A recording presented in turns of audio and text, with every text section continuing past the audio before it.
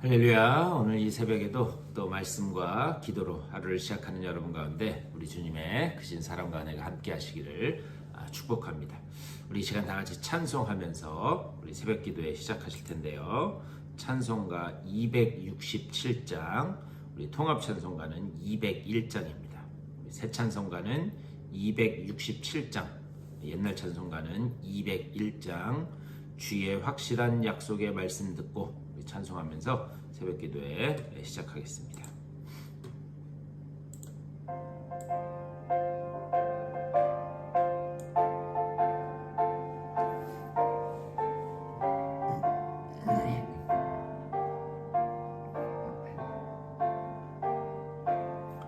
주의 확실한 약속의 말씀 듣고 주만 믿으면 구원을 얻으리라.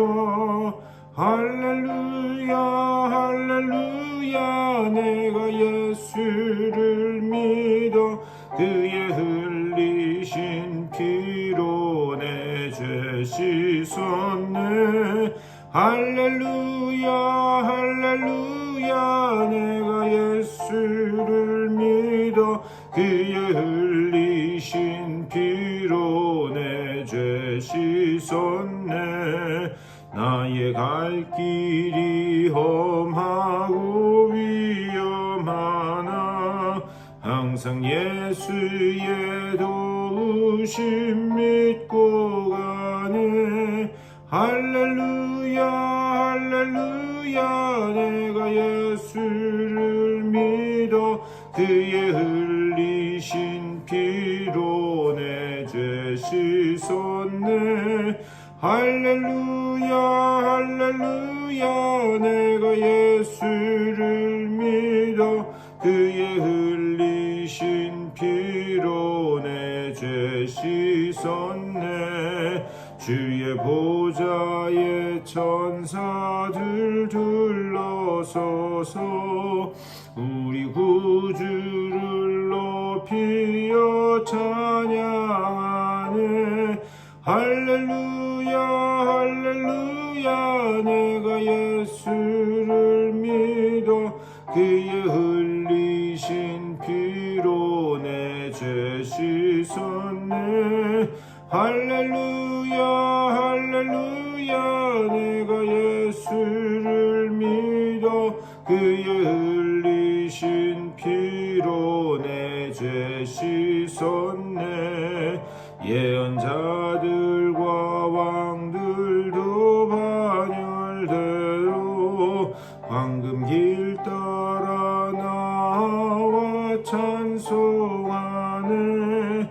할렐루야 할렐루야. 내가 예수를 믿어 그의 흘리신 피로 내 죄 씻었네. 할렐루야 할렐루야. 내가 예수를 믿어 그의 흘리신 피로 내 죄 씻었네. 우리 모두 다 그 반열 뒤따르며 함께 즐거운 찬송을 부르리라. 할렐루야 할렐루야. 내가 예수를 믿어 그의 흘리신 피로 내 죄 씻었네. 할렐루야 할렐루야. 내가 예수를 믿어 그의 흘리신 피로 내 죄 씻었네. 아멘. 다 같이 기도하겠습니다. 우리 주님의 은혜를 감사드립니다. 또 주님의 은혜 안에서 허락된 귀한 한날 아버지여 찬양하며 하루를 시작케 하시니 감사를 드립니다. 우리가 늘 삶 가운데 주님의 그 구원의 은혜를 또 함께 하시고 나를 붙들어 주시는 그 놀라운 은총을 찬양하며 나아가는 우리들의 삶이 될 수 있도록 인도하여 주시옵소서. 아버지 어떤 상황에서든지 주님이 우리와 함께 하시기에 우리가 이 모든 상황들을 담대히 이겨나갈 수 있다는 그 믿음을 우리들에게 허락하여 주시고, 또한 주님 주신 믿음 붙들고 지금 힘들고 어렵고 좌절 가운데 있을지라도 다시 주님 손잡고 일어서는 우리들의 삶이 될 수 있도록 복 내려 주시옵소서. 오늘 이 아침에 말씀을 나눌 때에도 말씀 가운데 주님의 뜻이 깨달아지고, 또한 주님 주시는 믿음으로 채워주셔서 그 말씀을 삶으로 살아내는, 그것을 결단하는 복된 한 날 될 수 있도록 인도하여 주시옵소서. 감사하고 우리 주 예수 그리스도의 이름으로 간절히 기도드리옵나이다. 아멘. 우리 하나님의 말씀 보시겠습니다. 우리 열왕기하 15장 말씀 한 번 더 볼 텐데요. 열왕기하 15장 32절 말씀부터 보겠습니다. 열왕기하 15장 32절부터 제일 마지막 절 우리 38절 말씀까지 보겠습니다. 우리 15장 32절부터 38절까지 우리 다 같이 한 목소리로 받들어 읽겠습니다. 시작. 이스라엘의 왕 르말리아의 아들 베가 제2년에 유다 왕 우시아의 아들 요담이 왕이 되니 나이가 25세라 예루살렘에서 16년간 다스리니라. 그의 어머니의 이름은 여루사라 사독의 딸이더라. 요담이 그의 아버지 우시아의 모든 행위대로 여호와께서 보시기에 정직히 행하였으나 오직 산당을 제거하지 아니하였으므로 백성이 여전히 그 산당에서 제사를 드리며 분향하였더라. 요담이 여호와의 성전 윗문을 건축하니라. 요담의 남은 사적과 그가 행한 모든 일은 유다 왕 역대지략에 기록되지 아니하였느냐. 그때에 비로소 여호와께서 아람 왕 르신과 르말리아의 아들 베가를 보내어 유다를 치게 하셨더라. 요담이 그의 조상들과 함께 잠에 그의 조상 다윗성의 조상들과 함께 장사되고 그 아들 아하스가 대신하여 왕이 되니라. 아멘. 오늘 이 말씀 가지고 또 우리 말씀 나누도록 하겠습니다. 우리 어제에 이어서 15장 뒷부분 말씀을 우리 오늘 또 한번 볼 텐데요.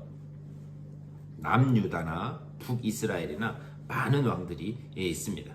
그런데 여러분 아시겠지만 그 왕들 중에서 이렇게 건너뛰는 그런 왕들이 있습니다. 그 이유는 뭔가 그 내용이 조금 적거나 아니면은 그 특별한 행적이 없는 그런 왕들은 지금 건너뛰고 있습니다. 그리고 이 성경의 다른 부분, 예를 들면 역대하나 아니면 예언서 이런 곳에 그 왕의 행적과 어떤 그 왕을 향한 하나님의 말씀이 기록되어 있는 왕들은 우리 같은 장에 있더라도 이렇게 지금 보고 있습니다. 그 왕들을 중심으로 지금 우리가 열왕기서를 묵상하고 있다. 이것을 기억하셨으면 좋겠어요. 오늘 우리가 읽은 말씀은 이 요담 왕에 관한 말씀이에요. 근데 이 요담 왕은 오늘 여기 말씀뿐만이 아니라 역대하에도 나오고, 그리고 이 요담 왕에 대한 이 기록이 이 이사야서에서도 등장을 하고 있습니다. 그래서 지금 우리가 이 15장을 한번 더 보는 거예요. 우리가 삶을 살다 보면 어떨 때 어떤 한 문제가 쓰나미처럼 계속해서 몰려오는 경우가 있습니다.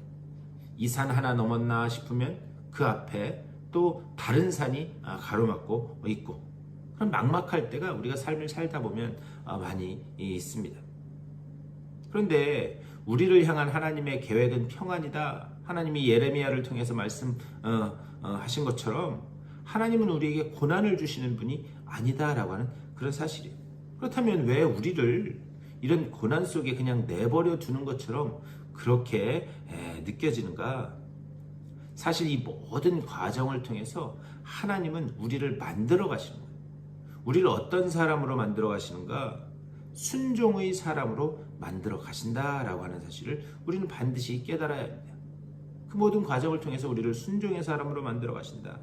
빌립보서 2장에도 보면 우리 예수님에 대해서 말씀하면서 그는 하나님과 본체시만 죽기까지 복종하셨다. 이렇게 말씀하고 있어요. 뭐냐? 그 주님의 순종의 모습을 이야기하고 있는 거예요. 근데 여기 빌립보서 2장에서 주님이 죽기까지 복종하셨다. 이것을 강조하는 이유가 있습니다. 우리는 예수를 믿으면 예수를 무슨 천국 가는 티켓 정도로만 그렇게 생각을 해요. 그런데 예수를 믿는다라고 하는 것, 주님을 내 구주로 받아들이는 것은 그냥 출발선상에서 스타트 라인에서 출발하는 것밖에 되지 않습니다. 이제 여기에서부터 진짜 무엇이 시작되는가를 우리는 알아야 돼요.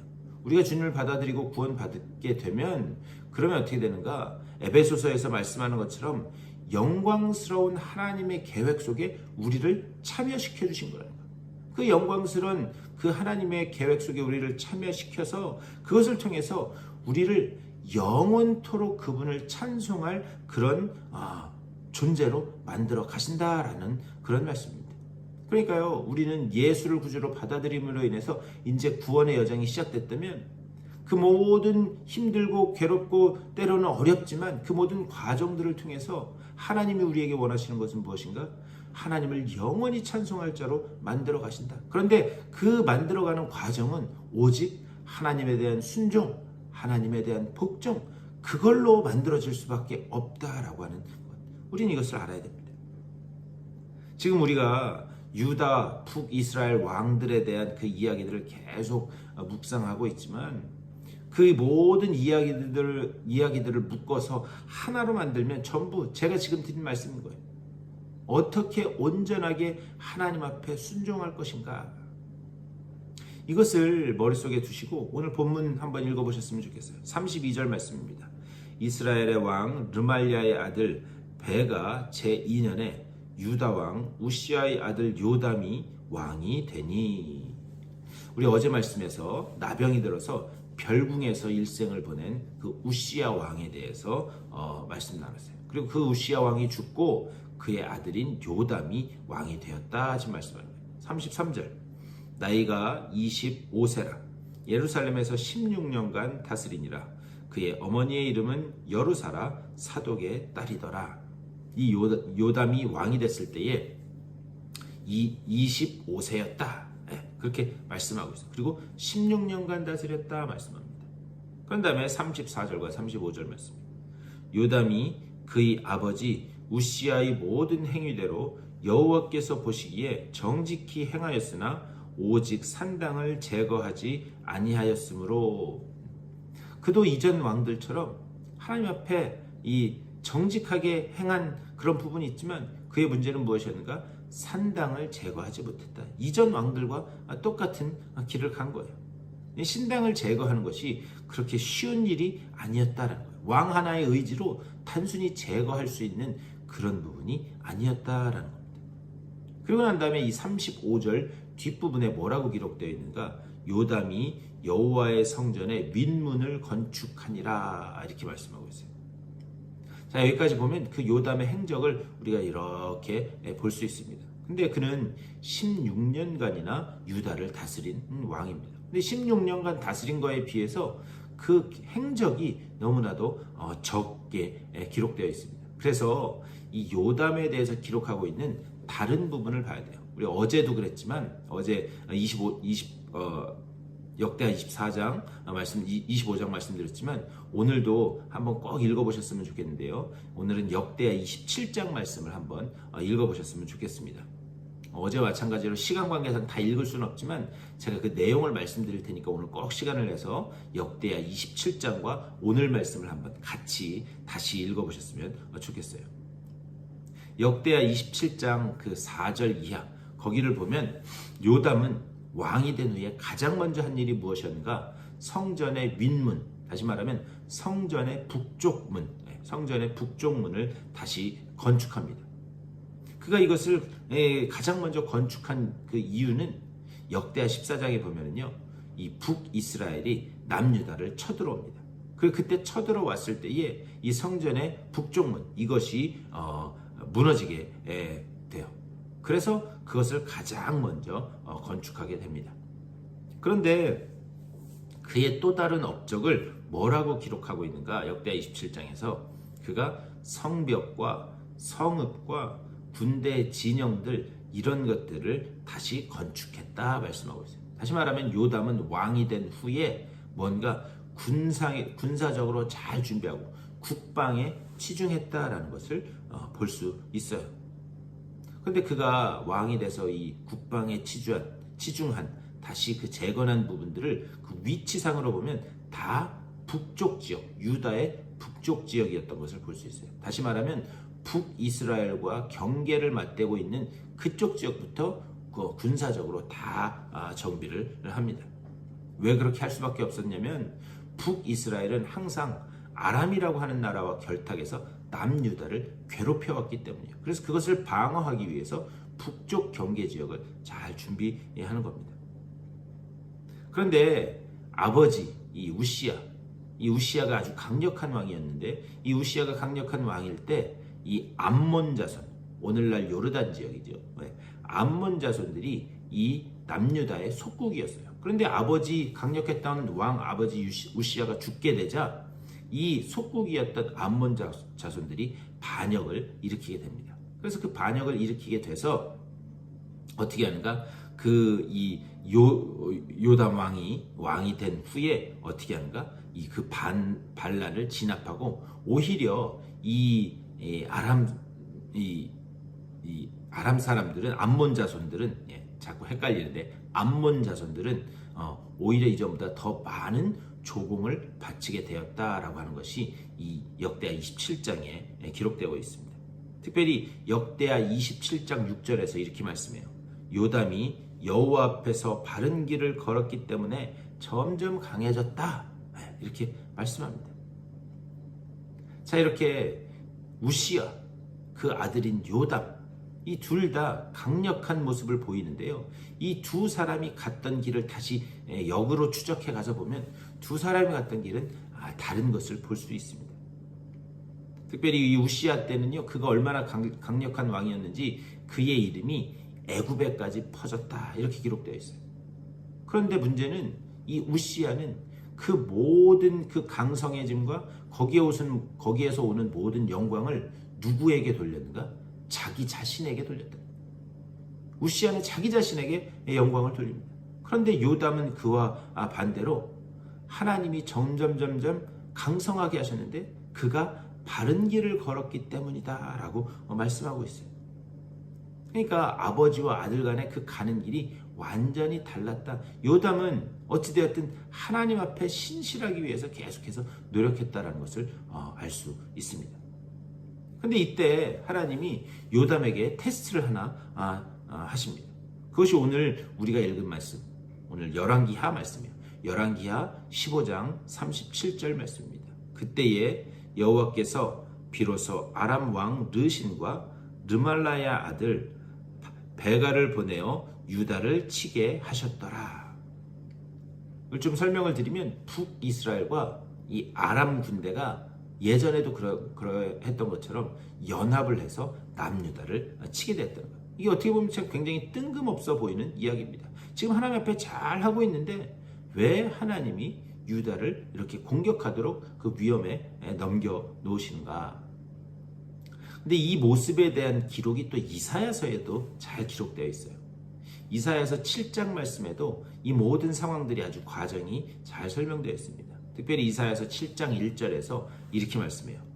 우시야의 손자요 요담의 아들인 유다의 아하스 왕 때에 아람의 르신 왕과 르말리아의 아들 이스라엘의 베가 왕이 올라와서 예루살렘을 쳤으나 능히 이기지 못하니라, 이렇게 되어 있어요. 그 뒤에 어떻게 하는가? 다시 이 남유다를 공격했다는 거예요. 남유다를 공격했는데 그들을 능히 이기지 못했다 말씀합니다.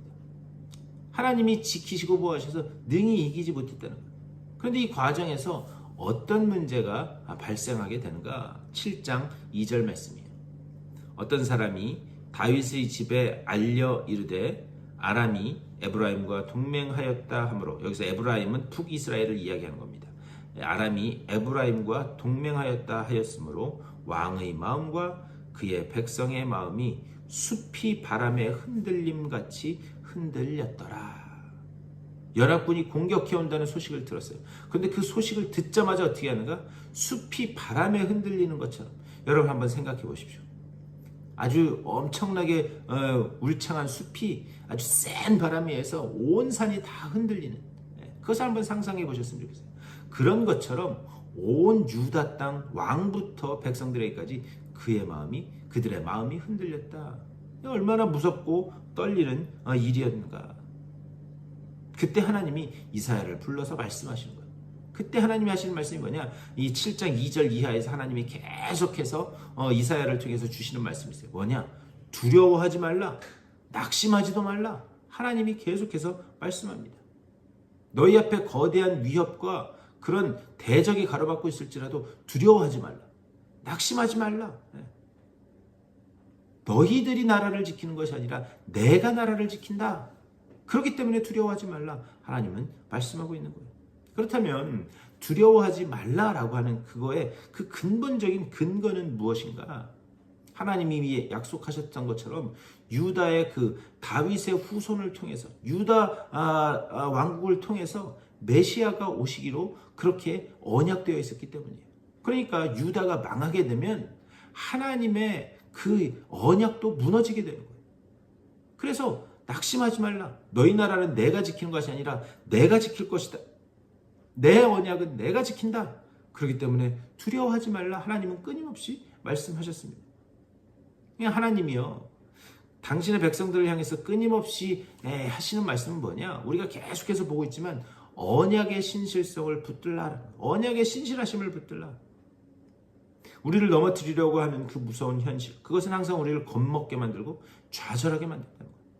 하지만 하나님은 이 모든 과정들을 통해서 우리에게 순종하는 방법, 하나님 앞에 붙어있는 방법, 그것을 배우고 깨닫게 하시는 줄 믿습니다. 그러니까요, 이것은 훈련의 과정이니까 여러분 한번 생각해 보세요. 훈련하는 과정 중에 실전처럼 사람을 죽이거나 하는 경우가 있는가? 훈련은 실전처럼 하긴 하지만 그래도 훈련은 훈련인 거죠.